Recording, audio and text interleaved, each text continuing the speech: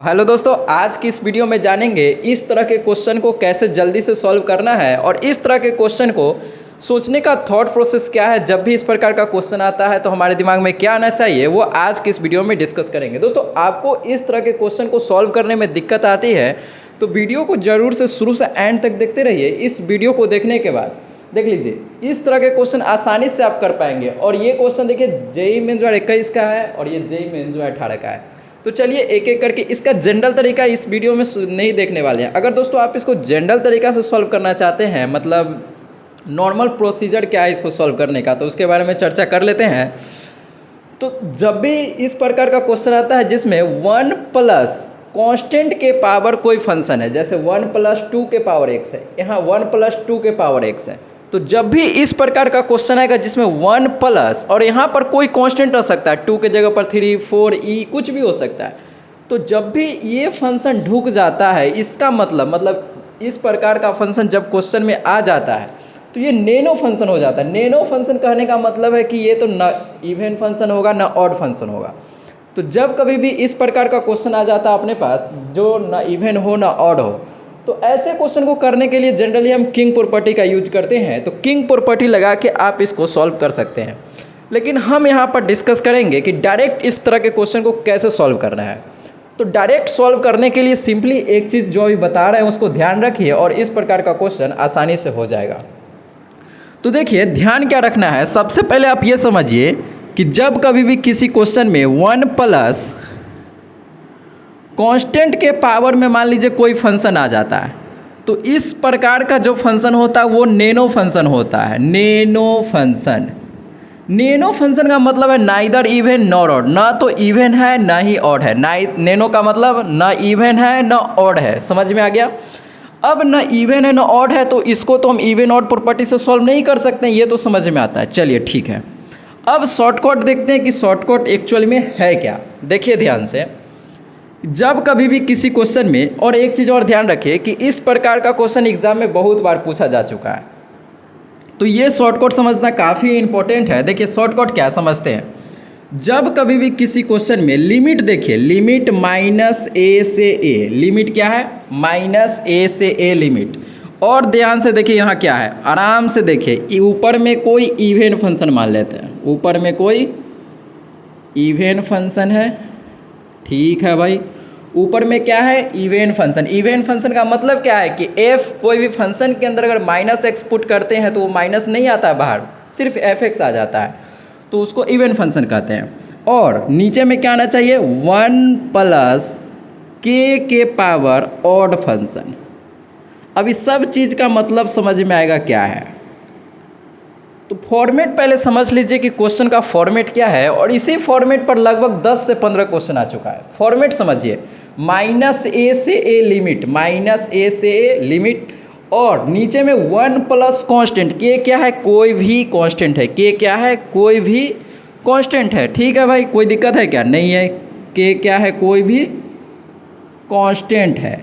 और कांस्टेंट के पावर में ऑड फंक्शन है, कांस्टेंट के पावर में ऑड फंक्शन है, और ऊपर में इवन फंक्शन, ऊपर में इवन और 1 प्लस कांस्टेंट के पावर ऑड फंक्शन।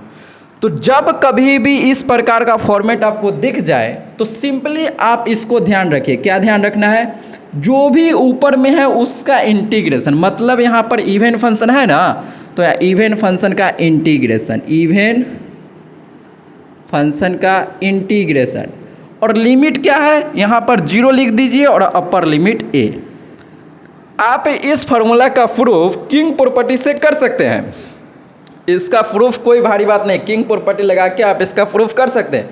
फिलहाल अभी हम प्रूफ पर ध्यान नहीं देते हैं, किंग प्रॉपर्टी से आसानी से प्रूफ कर सकते हैं। ठीक है, तो ये रिजल्ट पहले समझते हैं कि कैसे ध्यान रखना है। 1 प्लस कांस्टेंट के पावर ऑड फंक्शन जब कभी भी दिखेगा तो इसको डायरेक्ट हटा देना। इसको क्या करना है? डायरेक्ट हटा देना। देखिए इसको डायरेक्टली हम क्या किए, इस पूरे को हटा दिए। भाई ये चल गया अपना घर, आया नहीं आया?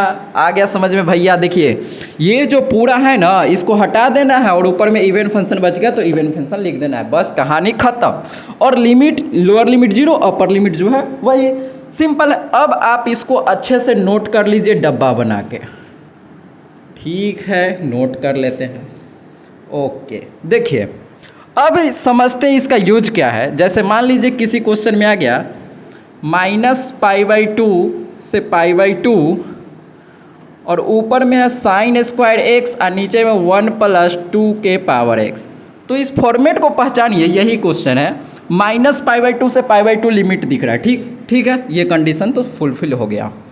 अब देखिए कि ऊपर में sin स्क्वायर x है, तो क्या sin स्क्वायर x क्या इवन फंक्शन है कि नहीं है? बिल्कुल है। अगर यहाँ पर माइनस रखेंगे तो माइनस क्या होता है, बाहर निकलेगा, स्क्वायर है तो प्लस बन जाएगा, इसलिए ही इवन फंक्शन है। और नीचे देखिए 1 + 2 के पावर x, तो x क्या है, ऑड फंक्शन, 1 + 2 के पावर x।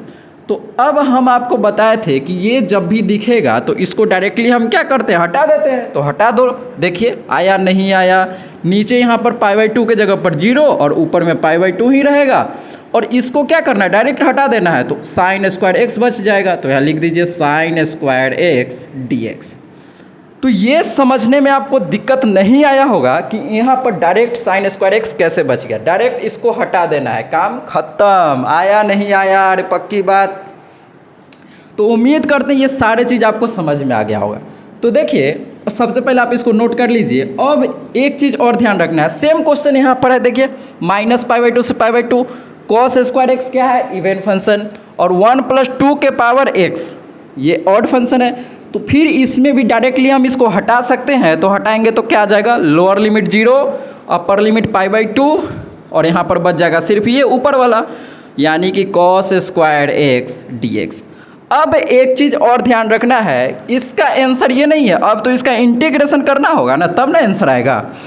तो ध्यान दीजिए, इसका इंटीग्रेशन करेंगे नहीं।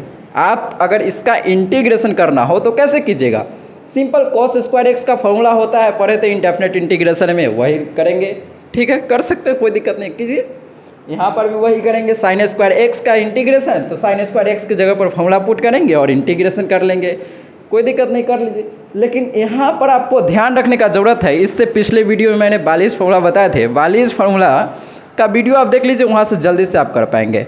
हालांकि इस वीडियो में आपको भी ध्यान रखना है सिर्फ इतना कि जब कभी भी 0 से π/2, क्या है 0 से π/2, तो 0 से π/2 में cos स्क्वायर x का वैल्यू कितना होता है, π/4, और 0 से π/2 एक ध्यान दीजिए, 0 से π/2 में sin स्क्वायर x का वैल्यू भी होता है π/4।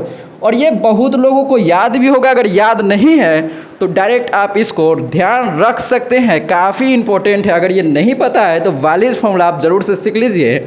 इस वीडियो के डिस्क्रिप्शन में 42 फॉर्मूला का वीडियो का लिंक डाल देंगे, आप वहाँ से 42 फॉर्मूला का पूरा वीडियो देखिए। इससे आप यहाँ पर 42 फॉर्मूला से क्या होगा कि साइन या कॉस के पावर में यहाँ पर 2, 3, 4 कुछ भी हो और लिमिट 0 से π/2 हो, तो आप आसानी से 42 फॉर्मूला से इस क्वेश्चन को डायरेक्ट कर सकते हैं, शॉर्ट ट्रिक है। तो दोस्तों उम्मीद करते हैं कि इस क्वेश्चन को जल्दी से कैसे करना है वो आप सीख पाए होंगे और ये फॉर्मूला आपको काफ़ी पसंद आया होगा और पसंद आना भी चाहिए। इस प्रकार का इस फॉर्मूला पर बेस्ड बहुत सारे क्वेश्चन एग्जाम में आ चुके हैं। तो दोस्तों आप आराम से इसको लिख लीजिए, फिर मिलते हैं नेक्स्ट वीडियो में किसी नेक्स्ट टॉपिक के साथ। तब तक के लिए जय हिंद, जय भारत।